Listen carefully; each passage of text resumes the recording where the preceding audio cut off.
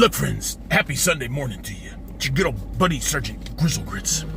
Look, friends, I'm having a little frustrations this morning, friends. Friends, we gotta head to church now. I'm running a little late.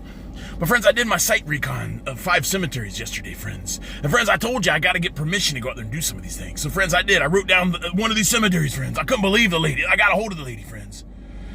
She wasn't that friendly, friends. She was a little kind of standoffish, friends. And that really made me an unrighteous feeling.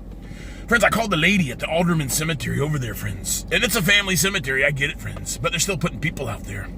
Friends, we were out there yesterday, and I showed y'all the video, friends. That one was the worst out of all 5. That one was the numero uno of one that needs some maintenance, friends.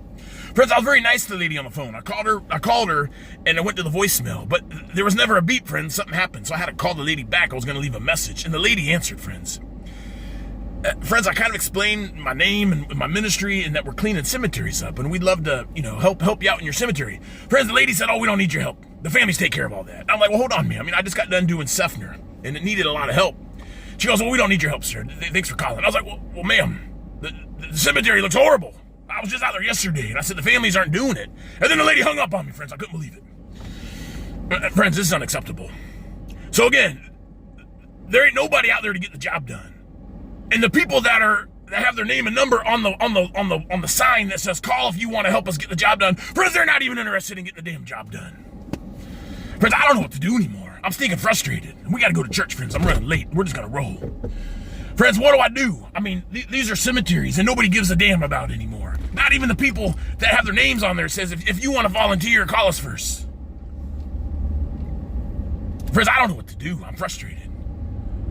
Maybe I should have just gone out there and cleaned it up, and then they would have thought the families went out there and did it, friends. Friends, look, I don't want no trouble out of nobody. I told you there's a lot of weirdos out there. And this lady obviously hadn't been out there in a while. So maybe I'll just go out there and do another video and just show everyone what the families aren't getting done, friends. Friends, that is a historical site in Hillsborough County. Anybody can go out there, friends. And friends, it looks horrible is what I'm trying to explain. I'm not trying to embarrass anybody, but ma'am, you shouldn't have been so standoffish with me on the phone.